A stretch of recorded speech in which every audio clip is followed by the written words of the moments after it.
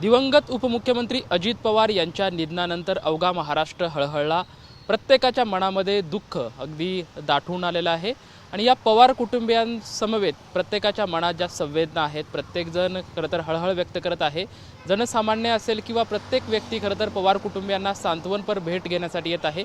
आज सुद्धा हे सर्व सायकलपटू जे आहेत ते पुरंदरवरून या ठिकाणी सहयोग सोसायटीमध्ये पवार कुटुंबियांना भेटण्यासाठी या ठिकाणी दाखल झाले आहेत। खरं तर पवारांशी असलेलं एक वेगळं अनोखं नातं, कारण की अजित पवार निसर्गाप्रती असेल किंवा क्रीडा क्षेत्राप्रती त्यांचं एक अनोखं प्रेम होतं आणि खरं तर तेच प्रेम व्यक्त करण्यासाठी, त्यांना आदरांजली व्यक्त करण्यासाठी हे सायकलपटू पुरंदरहून या ठिकाणी दाखल झालेत। आपण त्यांच्यासोबत चर्चा करूयात। खरं तर आज सहयोग सोसायटीमध्ये पवार कुटुंबियांना भेटायला आल्यात। अजितदादांसोबतच्या काय आठवणीत?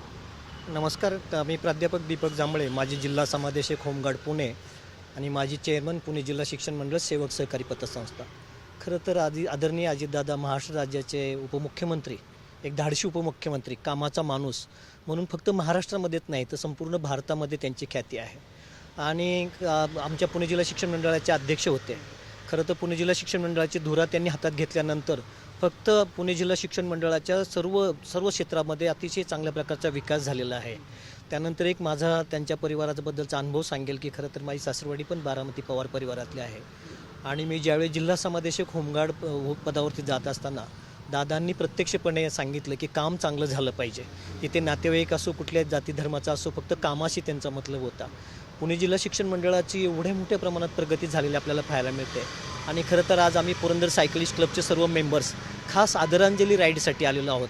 तर आम्ही महाराष्ट्रामध्ये खरं तर ज्यावेळेस ही बातमी कळाली त्यावेळेस मी गिरनारमध्ये होतो, गुजरातमध्ये होतो आणि बातमीवरती विश्वास बसला नाही। आजही आमचा विश्वास बसत नाही। प्रत्येक शहरामध्ये जे फ्लेक्स आम्ही पाहतो ते दादांच्या वाढदिवसाचे फ्लेक्स आहे असं आम्हाला वाटतं। खरं तर ही दुःखद निधनाचे फ्लेक्स आम्हाला आजही वाटत नाही। आणि त्याच्याही पुढे जाऊन सांगायचं म्हटल्यानंतर फक्त महाराष्ट्र हळहळलं नाही तर एक चांगला नेता, आपण पाहतो की राजकीय पक्षामध्ये सुद्धा विरोधकसुद्धा हळहळले आहेत की असा नेता जाणे। आपण म्हणतो की 1000 गेले तरी चालतील पण हजारांचा पोशिंदा जाऊ नये। आमच्यासाठी तो हजारांचा पोशिंदा गेल्यासारखा आहे। आणि त्याच्यामुळे आम्ही आता खरं तर सकाळी पहाटे 5ला निघालो, पुरंदर सायकल क्लबचे सर्व सदस्य, आणि आजची आमची राईडच होती आदरांजली राईड म्हणून। आणि मग आम्ही आलो आता आतमध्ये सहयोगमध्ये, परिवाराला आम्ही भेटलो आणि खरं तर आजही आमचा विश्वास बसत नाही। पुण्यामध्ये आपण काही ठिकाणी फ्लेक्स पाहता की दादा परत या, आमचा दादा परत या म्हणण्यापेक्षा दादा गेलेच नाही याच्यावरती सुद्धा आमचा विश्वास बसत नाही। खरं तर असं खरं तर आता ज्यावेळेस पुण्यामध्ये सायकलिंग स्पर्धा ठेवली होती त्या सायकलिंग स्पर्धेमध्ये म्हाळुंगे या ठिकाणी बालेवाडीमध्ये अजितदादा या ठिकाणी आले होते, प्रत्येक सायकलपटूंना भेटले होते। मला असं वाटतं की एक निधनाच्या 2 दिवसापूर्वीच तेच अगोदर भेटले होते। पण तुमचं आणि दादांचं सायकल म्हणजे क्रीडा बाबतीतलं कसं एक अनोखं नातं राहिलेलं आहे? काय त्यांच्यासोबतच्या त्या आठवणी आहेत? तुम्हाला सांगतो, क्रीडा क्षेत्रामध्ये की ज्यावेळेस दादांचा वाढदिवस असतो तर पुणे जिल्हा शिक्षण मंडळाच्या वतीने पुणे ते बारामती, सासवड ते बारामती सायकल राईड असते। गेले 4-5 वर्षापासून आम्ही स्वतः त्या सायकल राईडमध्ये स्वतः स्पर्धक म्हणून सहभागी असतो आणि इतकं उत्तम नियोजन असतं। क्रीडा क्षेत्रामध्ये जर आपण पाहाल तर क्रीडा क्षेत्रामधल्या अगदी सर्वसामान्य कुटुंबातला मुलगा असू द्या, त्याला पुढे येण्यासाठी पुणे जिल्हा शिक्षण मंडळाच्या माध्यमातून सुद्धा दादांनी सर्वसामान्य कुटुंबातली मुलं की आज उच्च स्थानी म्हणजे क्रीडा क्षेत्रामध्ये आता उत्तुंग भरारी घेत आहेत। आणि दादांच्या बाबतीत सांगायचं झाल्यानंतर की दादांच्याकडे तुम्ही वसिलासाठी जाऊ नका, तर ते बघायचे काम काय आहे तुमचं आणि त्या कामाशी त्यांचा मतलब असायचा की सर्वसामान्य व्यक्तीला त्यांचा फार मोठा दिलासा वाटायचा, आमच्यासारख्याला तर फार मोठा आधार वाटायचा। आणखी काही सायकलपटू आहेत, आपण त्यांच्यासोबत चर्चा करू। खरं तर आज दादाला आदरांजली वाहिल्यासाठी पुरंदर ते बारामती असं तुम्ही सायकल राईड करत आलात। हो, आज आम्ही पुरंदर ते बारामती आणि बारामती ते परत पुरंदर अशी राईड करत आहोत। ही राईड फक्त दादांना आदरांजली वाहण्यासाठीच आहे। तुमच्या काय दादांसोबतच्या आठवणीत?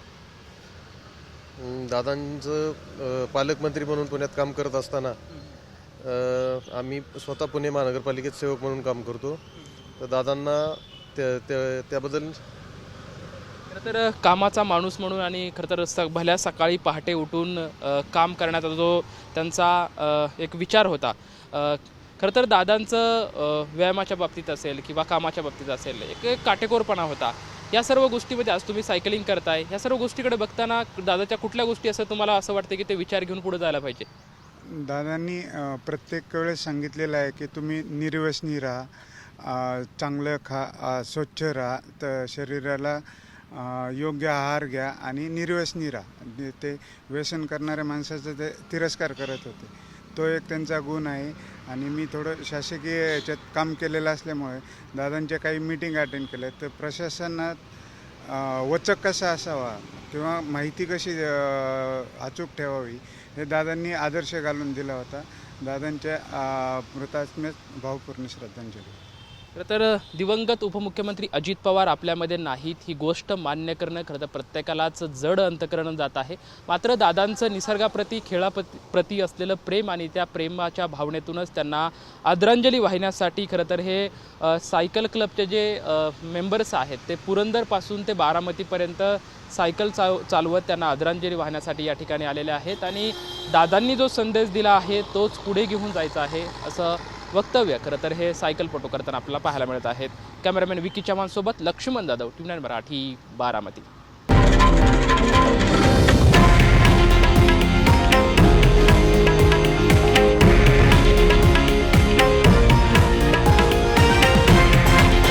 हे आहे देशातील नंबर 1 न्यूज नेटवर्क आणि आपण पाहत आहात TV9 मराठी, एकमेव.